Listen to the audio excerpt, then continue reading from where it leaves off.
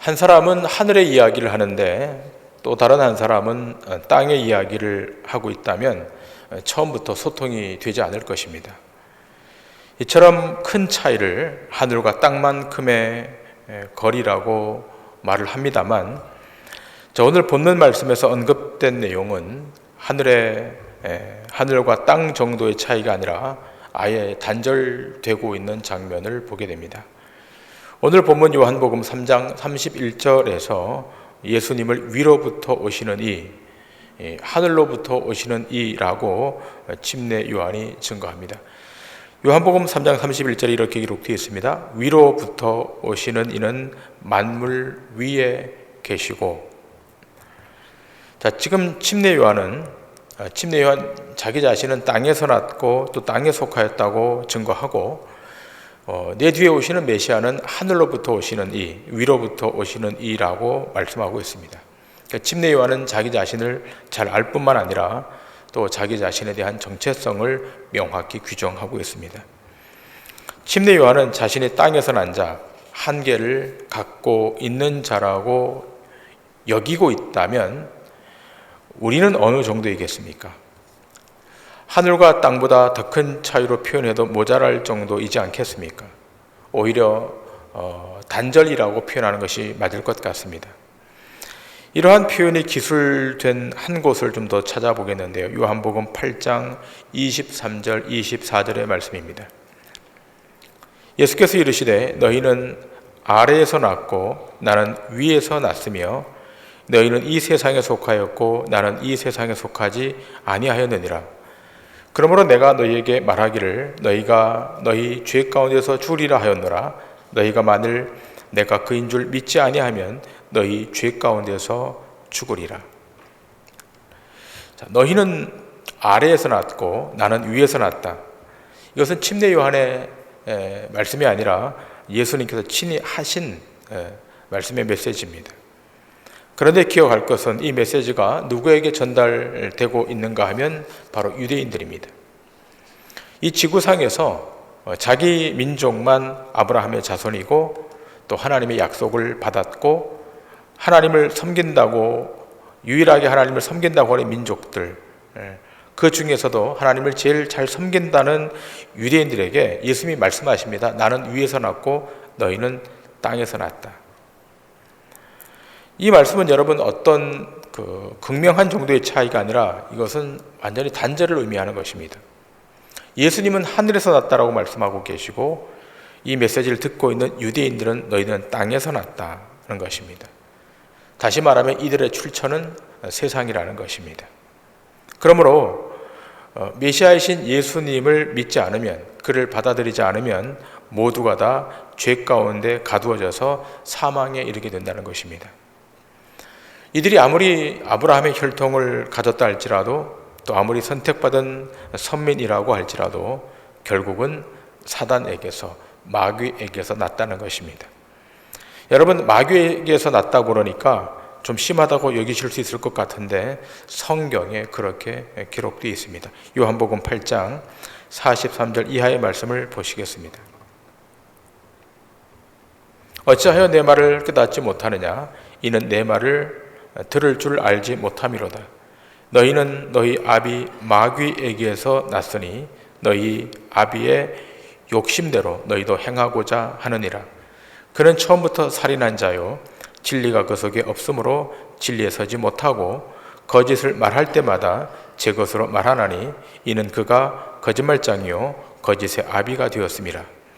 진리를 말함으로 너희가 나를 믿지 아니하는도다. 너희 중에 누가 나를 죄로 책잡겠느냐? 내가 진리를 말하는데도 어찌하여 나를 믿지 아니하느냐?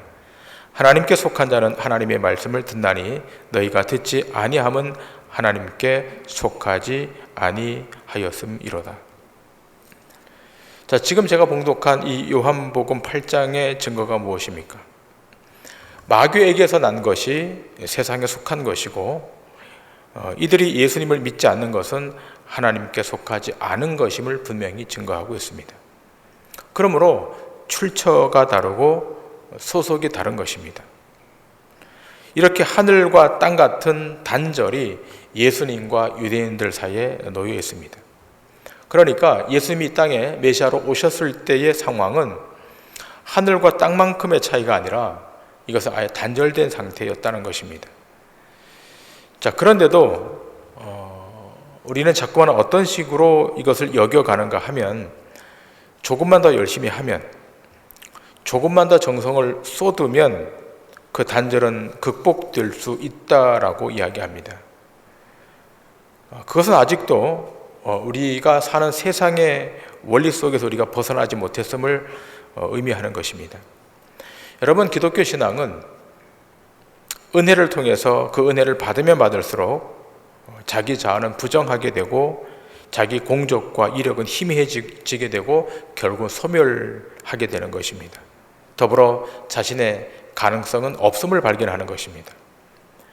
위로부터 오시는 분, 하늘로서 오시는 분이 어떤 분이고 또 무엇을 하신 분인가가 오늘 이 본문 31절, 32절에 기록되어 있는데, 그는 만물 위에 계신 분이라고 말씀하고 있습니다.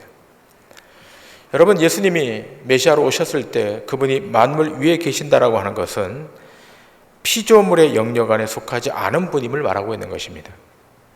더불어서 만물이 예수님을 수용하지 못하는 것 또한 의미합니다. 그러니까 우리 주님이 이 땅에 오신 것은 만물 위에 계신 분으로 오셨다는 것입니다. 자, 그런데 역설적이게도 만물 위에 계신 분이 만물 안으로 들어오셨습니다. 역사와 시간과 공간을 뚫고 이 지상으로 오셨습니다. 얼마나 큰 자기 낮춤인지 모릅니다. 그런데 너무 낮추어서 이 땅에 오셨기에 땅에 속한 자들이 그가 메시아임을 알지 못하는 것입니다. 여러분, 이단들 중에 예수님이 만물 위에 계시는 분임을 부정하는 이단이 있는데, 그 이단이 여호와의 증인입니다. 여호와 증인은 예수 그리스도가 피조물이라고 여깁니다. 피조물인데 가장 처음 창조된 피조물로 여기는 이단입니다. 또 이 여호와 증인 말고 또 다른 이단들도 예수님을, 성자 예수님을 이 세상에 피조물로 여기는 이단들도 있습니다. 그러나 기독교 신앙은, 또 성경은 그분은 만물 위에 계시는 분이라고 말합니다. 피조의 영역에 속하지 않고 초월의 영역에 계신 분, 그러나 동시에 만물 안으로 들어오셔서 구속의 역사를 이루어 가시는 분이십니다. 만물 위에 계신 분이 만물 아래로 오신 것에 대해서 사도 바울은 빌립보서 2장 6절 이하에 이렇게 증거하고 있습니다. 이 내용은 기독교 신앙에 대단히 중요한 근거가 됩니다. 그는 근본 하나님의 본체이시니 하나님과 동등됨을 취할 것으로 여기지 아니하시고 오히려 자기를 비워 종의 형체를 가지사 사람들과 같이 되셨고 사람의 모양으로 나타나사 자기를 낮추시고 죽기까지 복종하셨으니 곧 십자가에 죽으심이라. 그는 하나님과의 동등됨, 본체라는 것입니다. 그런데 동등됨을 취하지 않고 이 만물 안으로 들어오셨습니다. 왜 오신 것입니까? 하나님의 자기 백성을 구원하시기 위해서. 자, 오늘 본문 요한복음 3장 32절에 이렇게 사도 요한은 증거합니다. 그가 친히 보고 들은 것을 증언하되 그의 증언을 받는 자가 없도다. 하나님과 동등됨을 취하지 않고 이 땅에 인간의 몸을 입고 이 땅에 내려오신 예수 그리스도, 그분이 오셔서 친히 보고 들은 것을 증언했지만 그의 증언을 받는 사람이 없다는 것입니다. 수용하는 자가 없다는 것입니다.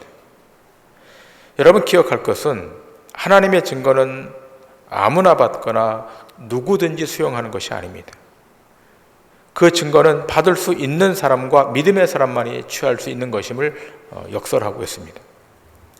그래서 마태복음 기자가 말하는 바와 같이 청함을 입은 사람은 많되 택함을 입은 사람은 적은데 그 택함을 입은 사람이 증거되는 말씀을 인지하게 되는 것입니다.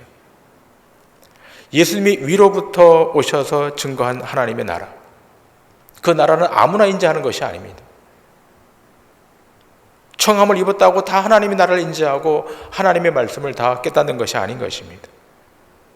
택함을 입은 사람, 하나님의 선택 안으로 들어온 사람만 하나님의 나라를 인지하고 하나님이 말씀하시는 그 말씀을 알게 되는 것입니다.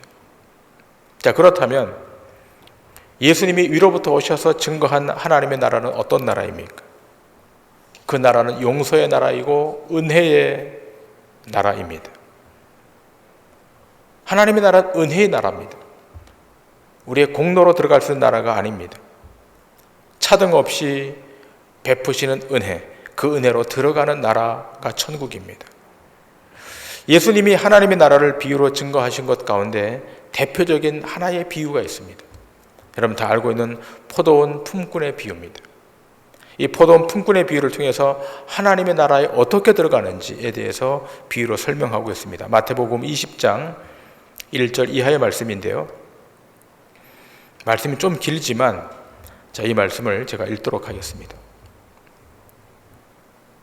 천국은 마치 품꾼을 얻어 포도원에 들어보내려고 이른 아침에 나간 집주인과 같으니 그가 하루 한 데나리온씩 품꾼들과 약속하여 포도원에 들여보내고 또 제3시에 나가보니 장터에 놀고 서 있는 사람들이 또 있는지라. 그들에게 이르되 너희도 포도원에 들어가라. 내가 너희에게 상당하게 주리라 하니 그들이 가고 제6시와 제9시에 또 나가 그와 같이 하고 제11시에도 나가보니 서 있는 사람이 또 있는지라. 이르되 너희는 어찌하여 종일토록 놀고 여기 서 있느냐. 이르되 우리를 품꾼으로 쓰는 이가 없음이니이다. 이르되 너희도 포도원에 들어가라 하니라. 저물매 포도원 주인이 청지기에게 이르되 품꾼들을 불러 나중 온 자로부터 시작하여 먼저 온 자까지 삭슬 주라 하니 제11시에 온 자들이 와서 한 데나리온씩을 받거늘 먼저 온 자들이 와서 더 받을 줄 알았더니 그들도 한 데나리온씩 받은지라. 받은 후 집주인을 원망하여 이르되 나중 온 이 사람들은 1시간밖에 일하지 아니하였거늘 그들을 종일 수고하며 더위를 견딘 우리와 같게 하였나이다. 주인이 그 중에 한 사람에게 대답하여 이르되 친구여 내가 네게 잘못한 것이 없노라. 네가 나와 한 데나리온의 약속을 하지 아니하였느냐. 네 것이나 가지고 가라. 나중 온 이 사람에게 너와 같이 주는 것이 내 뜻이니라. 내 것을 가지고 내 뜻대로 할 것이 아니냐. 내가 선함으로 네가 악하게 보느냐. 이와 같이 나중된 자로서 먼저 되고 먼저 된 자로서 나중되리라. 예수께서 예루살렘으로 올라가려 하실 때 12제자를 따로 데리시고 길에서 이르시되 보라 우리가 예루살렘으로 올라가노니 인자가 대제사장들과 서기관들에게 넘겨짐에 그들이 죽이기로 결의하고 이방인들에게 넘겨주어 그를 조롱하며 채찍질하며 십자가에 못 박게 할 것이나 제3일에 살아나리라. 여러분 이 천국에 관한 비유를 설명하면서 그 유명한 포도원의 품꾼에 대한 그 비유를 말하고 있습니다. 자, 포도원의 주인이 포도원에 일을 시키려고 일꾼을 부르는데 이른 아침에 나가서 일꾼을 부릅니다. 일당은 한 데나리온입니다. 적은 돈이 아닙니다. 그리고 또 제3시에 나가서 놀고 있는 자를 불러서 또 일꾼으로 고용합니다. 여러분 유대인의 시간은 우리 시간으로 환산하면 더하기 6시간을 하면 그 시간입니다. 제3시는 6시간을 더하면 9시니까 오전 9시고 이른 아침은 오전 6시경입니다. 자, 그리고 계속해서 6시, 낮 12시죠. 9시, 오후 3시죠. 11시, 오후 5시입니다. 계속해서 일꾼을 불러서 들어오라 그럽니다. 그럼 품삯을 주겠다 그럽니다. 그리고 유대인의 노동의 마감의 시간은 오후 6시입니다. 자, 6시에 일을 마칩니다. 자, 그러면 가장 뒤에 온 사람, 11시에 온 사람, 우리나라 시간으로 말하면 오후 5시에 온 사람은 1시간 일한 겁니다. 자, 그런데 주인이 얼마를 줍니까? 일당을 그대로 다 주는 거예요. 자, 그러자 이른 아침에 온 자는 나는 더 받겠다고 하는데 더 주지 않습니다. 한 데나리온밖에 주지 않습니다. 화가 납니까? 화가 안 납니까? 화가 납니다. 그러면서 따집니다. 왜 나는 한 데나리온밖에 주지 않냐고. 1시간밖에 일한 사람에게도 한 데나리온, 나는 아침부터 왔는데 한 데나리온. 그러나 주인이 뭐라 그럽니까? 나는 네게 잘못한 것이 없다 그럽니다. 내 것을 가지고 내가 주는데 내가 왜 불평을 하냐라는 것입니다. 내게는 한 데나리온 주겠다고 약속했으니 내 것 가지고 가라는 것입니다. 어떻게 주든 그것은 내 뜻이라고 하는 것입니다. 여러분, 이 말씀이 이해가 됩니까? 자본주의 사회 속에 살고 있는 우리에게 이 논리가 설득이 있습니까? 우리는 행함대로 받는 이 세상, 시간을 분초 단위로 나누어서 그만큼 받아야 합당하다고 여기는 이 세상에서 이 비유가 여러분 이해가 되십니까? 이해가 잘 안 되니까 이 품꾼에 대한 비유를 자본주의식으로 해석을 하는 겁니다. 이렇게 해석을 하는 분도 계십니다. 아침 일찍 온 사람은 난리를 하는 시간으로 시간만 흘러보냈고, 마지막에 들어온 사람은 죽을 똥 살 똥 모르고 일해서 1시간만 일했지만 열심히 일해서 주인이 동일하게 한 데나리온 줬다라고 설명하는 분들도 계십니다. 자, 그래서 우리도 최선을 다하면, 충성을 다하면 먼저 된 자가 나중될 수도 있고 나중된 자가 먼저 될 수 있다라고 해석하는 분들도 계십니다. 이렇게 해석하는 것을 진화론이라고 그러는 것입니다. 그리고 이것이 세상의 질서입니다. 그러나 여기에 대해서 기독교 신앙은 정면으로 반대하는 것입니다. 오늘 이 비유에서 포도원은 천국을 상징하는 것입니다. 여러분, 천국으로 부름받은 자들은 오늘의 비유로 말한다면 모두가 놀고 있는 자들입니다. 실업자들입니다. 누구도 거들떠 보지도 않았던 자들입니다. 자, 그런데 중요한 것은 그들이 부름을 받았다는 것입니다. 무엇으로 부름을 받은 것입니까? 은혜로 부름을 받은 것입니다. 예상치 못하게 은혜를 덧입은 것입니다. 여러분, 우리가 실력이 있어서 어디에 스카웃되어 가면 일당을 내가 조정하면 돼요. 일당을 얼마 달라 그럽니다. 그러나 놀고 있는 사람은 기본 일당만 받고도 최선을 다해야 되는 겁니다.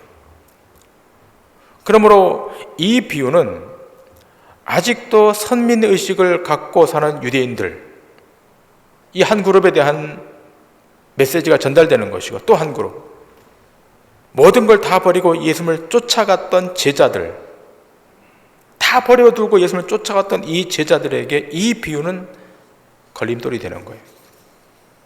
아마도 그들은 서로 이런 말을 했을 것입니다. 어떻게 이럴 수가 있는가? 아니, 내가 평생토록 율법을 지키며 하나님을 위해 충성을 다했는데 어떻게 저런 자들과 함께 동등한 취급을 받겠는가? 어떻게 그럴 수가 있겠는가? 내가 얼마나 노력을 했는데, 내가 얼마나 애를 썼는데 어떻게 저런 사람들과 동등한 대접을 받을 수 있겠는가? 여러분, 이 생각이 유대인들만의 생각이 아니라 오늘 우리에게도 잠재적으로 들어있는 생각일 수 있습니다. 여러분, 만일 사도 바울과 예수님 십자가 옆에서 죽은 강도의 상급이 똑같다면 바울이 신경질을 내겠습니까? 안 내겠습니까? 만일 신경질이 난다면 이 비유가 이해가 안 되는 거예요. 신경질은커녕 죄인 중에 괴수인 내가 어찌 이런 상을 받을 수 있겠습니까? 라고 하는 것이 하나님의 은혜를 받은 자의 태도인 것입니다. 여러분, 생각해 보세요. 아침 일찍 가장 먼저 포도원에 들어온 이 품꾼, 이 품꾼이 자격이 있어서 실력이 있어서 거기로 들어간 것입니까? 아닙니다. 주인이 그냥 뽑아준 겁니다. 주인이 뽑아주지 않았다면 하루 종일 공칠판입니다. 그런데 들어와서 시간이 지나면서 뭔가 생각이 달라진 겁니다. 자기가 여기에 뽑힐 만한 뭔가가 있어서 그렇게 되었다고 착각하는 것입니다. 여러분, 이 지점이 문제인 겁니다. 은혜로 들어왔는데 시간이 지나면 은혜는 없어져 버리고 자기 공로가 나타나는 것입니다. 여러분, 인간은 기본적으로 위로부터 오는 자들이 아닙니다. 우린 철저하게 처음부터 땅으로부터 어둠으로부터 온 자들입니다. 그래서 그 결말은 처절한 실패와 패망인 것입니다. 그런데 어느 순간 하나님이 우리를 전격적으로 뽑아준 거예요. 어느 날 하나님의 손이 임해서 우리를 죄에서 끄집어내 주신 거예요. 사망에서 뽑아주신 거예요. 무슨 이유에서인지 몰라도 하나님이 그렇게 전격적으로 행사해 주신 거예요. 요한 사도는 이렇게 말하고 있지 않습니까? 요한복음 15장 16절입니다. 너희가 나를 택한 것이 아니요 내가 너희를 택하여 세웠나니 이는 너희로 가서 열매를 맺게 하고 또 너희 열매가 항상 있게 하여 내 이름으로 아버지께 무엇을 구하든지 다 받게 하려 함이라. 우리가 하나님을 택한 것이 아닙니다. 하나님 우리를 선택하여 불러주셨습니다. 이렇게 하나님 우리를 택하여 뽑으신 다음 이제 우리를 어디로 인도해 가시는 겁니까? 생명의 나라로, 영혼의 나라로, 천국으로 인도해 가시는 겁니다. 기억하셔야 됩니다. 우리는 단 일도 하나님 나라 천국에 들어갈 자격과 요건을 갖추지 못했던 자들입니다.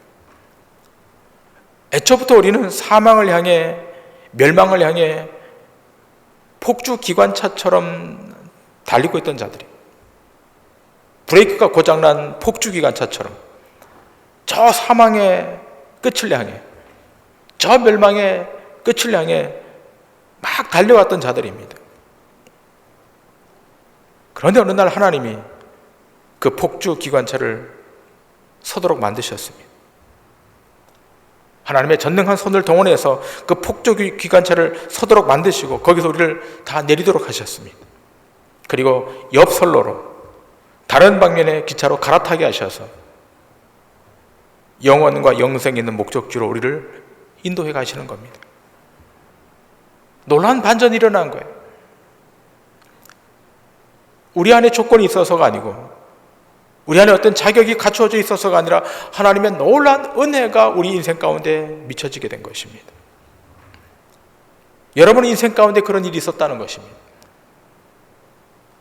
말할 수 없는 은혜, 이성과 논리로 해석이 안 되는 하나님의 놀라운 은혜가 여러분 인생 가운데 미쳐진 거예요. 내 이성과 내 결단으로 하나님을 선택한 것이 아니고 영생을 붙잡은 것이 아니라 그 이전에 하나님의 그 신비하고도 놀라운 은혜가 여러분 인생 가운데 폭포수와 같이 강물같이 임한 것입니다. 그래서 어떻게 해요? 전혀 다른 선로의 기차를 타고 저 영원한 나라로 가게 되는 것입니다. 여기에 대해서 사도 바울은 골로새 교회 성도들에게 이렇게 메시지를 주고 있습니다. 골로새서 2장 12절 이하의 말씀입니다. 너희가 침례로 그리스도와 함께 장사되고 또 죽은 자들 가운데서 그를 일으키신 하나님의 역사를 믿음으로 말미암아 그 안에서 함께 일으키심을 받았느니라. 또 범죄와 육체의 무할례로 죽었던 너희를 하나님이 그와 함께 살리시고 우리의 모든 죄를 사하시고 우리를 거스르고 불리하게 하는 법 조문으로 쓴 증서를 지우시고 제하여 버리사 십자가에 못 박으시고 통치자들과 권세들을 무력화하여 드러내어 구경거리로 삼으시고 십자가로 그들을 이기셨느니라. 어떻게 하셨다고요? 죽은 자들 가운데서 우리를 일으키셨다는 것입니다. 육체의 무할례로 죽었던 너희를 하나님이 그와 함께 살리시고 우리의 모든 죄를 사하셨다는 것입니다. 또 우리를 거스르게 하고 불리하게 하는 법조문으로 쓴 증서를 다 도말하시고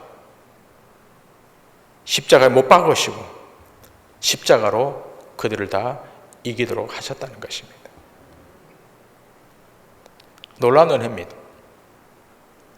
위로부터 오셔서 누구를 구원하시는 겁니까? 하나님의 자기 백성을 이렇게 구원해 내시는 것입니다. 여러분, 이 인식이 있으셔야 됩니다. 우리가 이 코로나19를 지나가면서 무력해질 수가 있어요. 고독해질 수가 있습니다. 우울해질 수가 있습니다. 그러나 위로부터 오시는 그분이 우리의 구원자이시고 우리의 주권자이시고 우리의 생명의 주라는 사실을 알고 있다면 또 그분이 십자가에서 승리했다는 사실을 우리가 깨닫고 있다면 절대로 무너지지 않습니다. 오늘 저와 여러분이 하늘과 땅의 간격, 그 단절을 뚫고 오신 그 예수님을 믿는 일보다 더 귀하고 더 복된 일이 없다는 사실을 꼭 기억하셔야 됩니다. 온 우주 만물을 주고도 살 수 없는 영생을 선물로 받았기에 지금 우리의 삶이 종결되어도 행복한 것입니다. 우리를 위해 위로부터 오셔서 생명과 진리를 주시는 그 예수 그리스도만이 우리의 구원자이시고 영생의 주이심을 인지하시고 그 예수 그리스도 한 분만으로 만족해야 하는 인생을 사심으로 여러분 생애 가운데 놀라운 주의 역사가 날마다 펼쳐지는 은총의 역사가 있기를 주님의 이름으로 간절히 축원합니다.